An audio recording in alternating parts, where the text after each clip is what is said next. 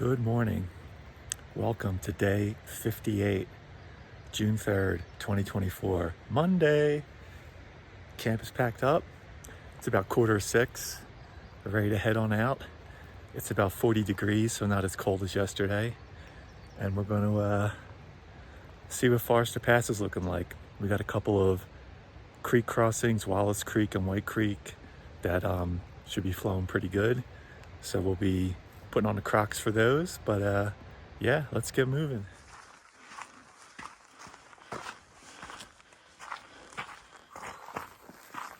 Back on the PCT. Here we go. That's a pretty nice view. Get your morning started.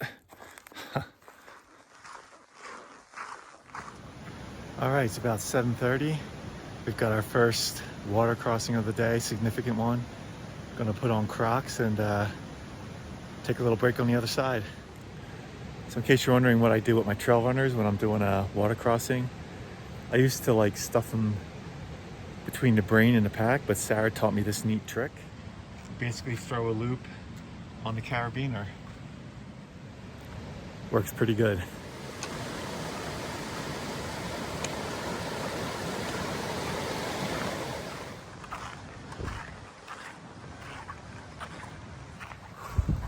That was some cold water. All right, we made it to the top after that water crossing. I remember this spot. This is where Sarah took a great picture of me in profile mode. I think it's my YouTube avatar icon. Yeah, this is a great view up here. All right, we've got another water crossing. This one is Wright Creek. Back to the Crocs.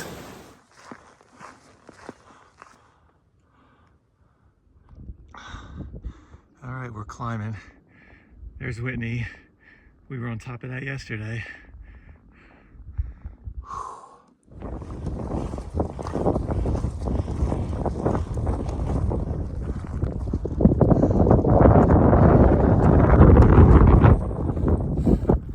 Getting close to the top of Bighorn Plateau. Amazing. It's a bit chilly out here. There's my favorite mountain. Mount Williamson, that little guy right there. Not so little, 14,000 feet. I think the second highest mountain in the lower 48.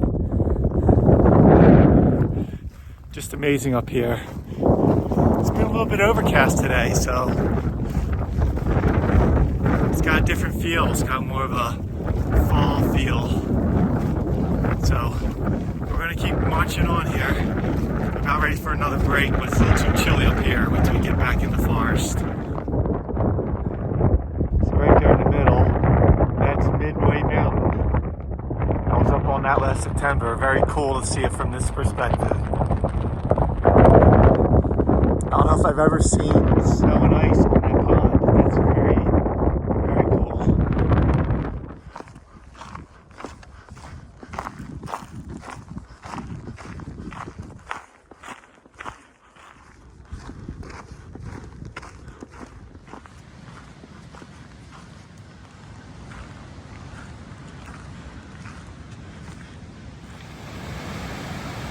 All right, we just did our third water crossing at Tyndall Creek.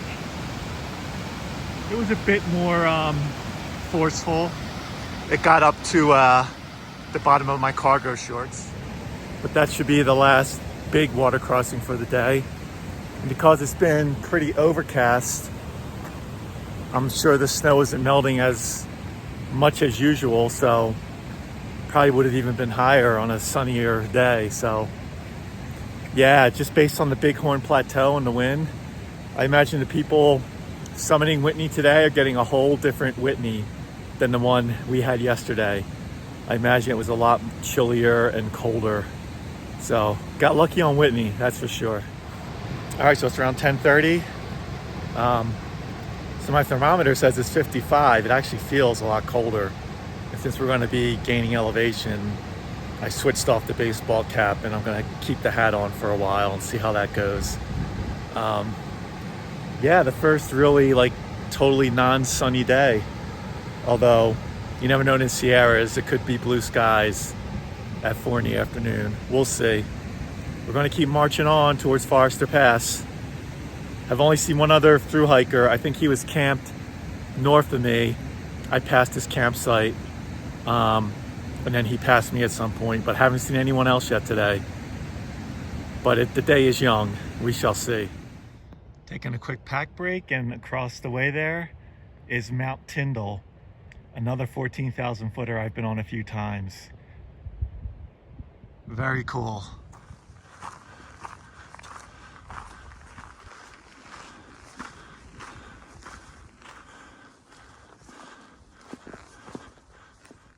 Taking a quick pack break. Pretty nice view looking back. Taking a little pack break. We're getting more snow, but there's Mount Whitney popping out over there. And then just amazing view.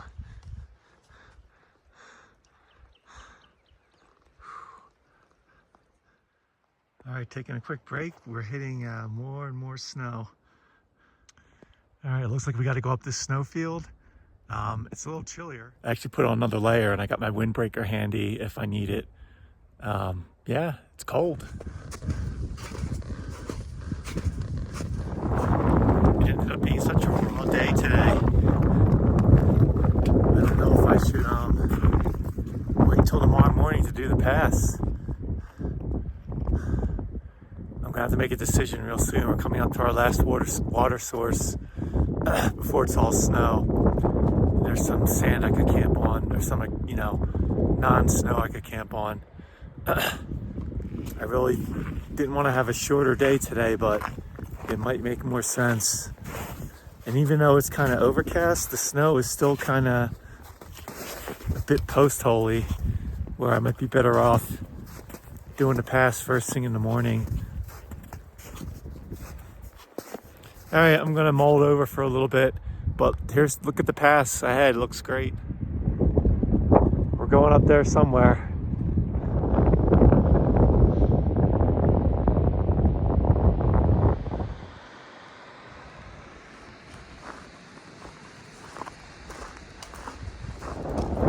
All right, so this is the last water source before we go over the pass, and then even going down the other side of the pass. I don't know if there's going to be any water for a while. I'm thinking, I just had 2 through hikers pass me. It's such a raw day out. I'm wondering if it's better, it's like 1 o'clock, if it's better to set up camp here somewhere and hit the pass first thing in the morning. That's probably what I'm inclined to do right now. It's pretty exposed up here to the wind, but that's all right. The tent can handle it. I'll probably sneak the tent in here behind this rock. It's a little slanty, but it'll give me some wind protection. The water is not too far away, so I think I'm gonna call it here. I was hoping to get over the pass today, but I think it makes sense to wait. So that's what I'm gonna do. All right, I got another layer on. It's just such a raw day out. I just don't think it's the best idea to go for the pass after trudging through all that snow, and it's just gonna be more snow to the pass. So it's about 2 miles to the top of the pass from here. A mile an hour at the best, probably a little slower than that. So that puts me closer to like 4 o'clock. Then I have to go down the other side, and there's no available running water for miles. It's all snow. So do I really want to be trudging through the sloppy snow at the end of the day, 5 o'clock, getting tired, wanting to camp? Or do I just set up here and hit it fresh in the morning? That's what I'm gonna do. I mean, the views are amazing. This is like the rawest day on the trail by far. Nothing's come close. It may even do something at some point, afternoon, hail or rain. So I want to get this tent set up. We're gonna have some wind protection. It's gonna be a little bumpy, a little slopey, but that's okay because we're in a good location and we're right where the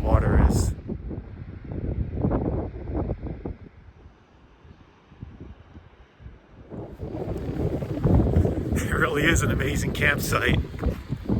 It's not protected from the wind or the sun, but still a nice campsite. All right, so we're gonna get water over here. Man, look at these views.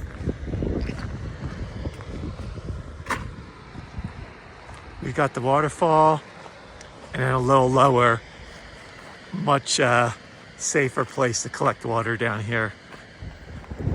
Now there could be stream running under this snow, so I'm gonna take this a little careful.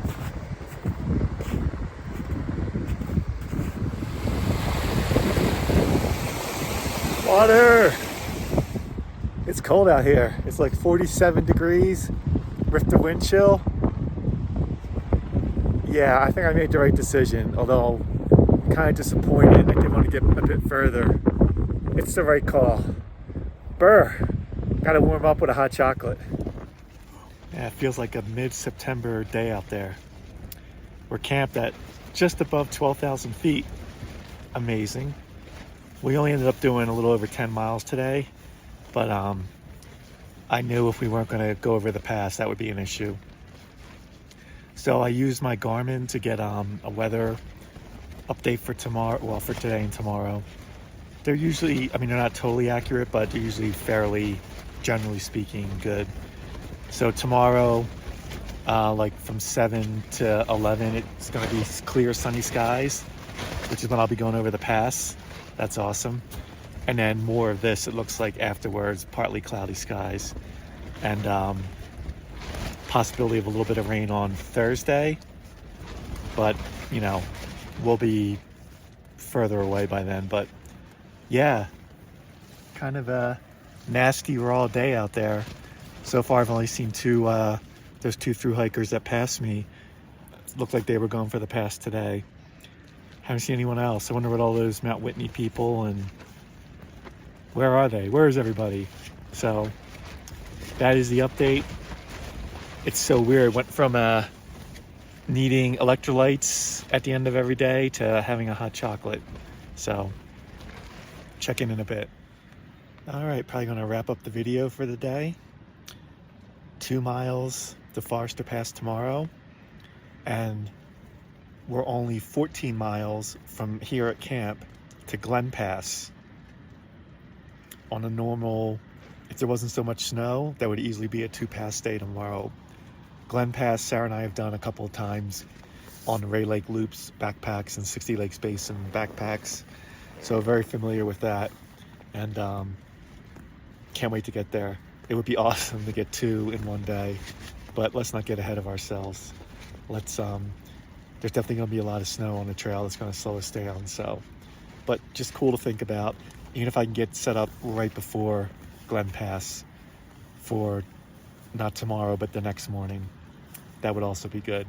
So, looking ahead a little bit, planning ahead, and enjoying the peace and quiet at 12,000 feet. The wind hasn't been too bad. It picks up every once in a while. Overall, really nice sight. And finally have warmed up a bit with the hot chocolate. It's finally delayering a bit. So yeah, I'm sure it'll be a cold one in the morning when we break down camp, but we're used to that. And we'll get over this amazing pass and see all the views. See you in the morning.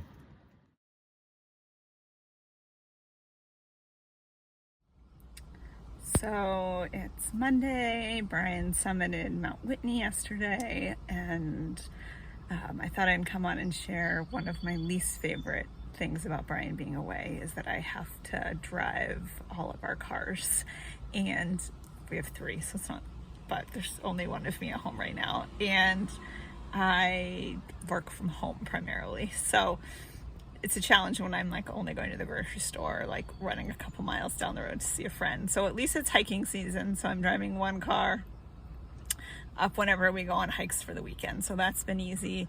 I drive my car on errands around town, and then Brian has a Prius that he uses for work when he's home, and it's my least favorite car to drive because it's so low. But right now, last week and this week, I'm checking on Brian's son Bobby and his wife Talia's cats. They live about 20 minutes from us. So it's been allowing me to use the Prius, and I've been using that to head down to check them out. So let's go visit some cats. So I just got here. I'm visiting the cat. This is Mango. He's very friendly. Now we gotta find his sister, Hope. We found Hope. Hope likes to sit on the table. Yeah. Hi. Yeah. Okay, so I got here. Hope's on the table.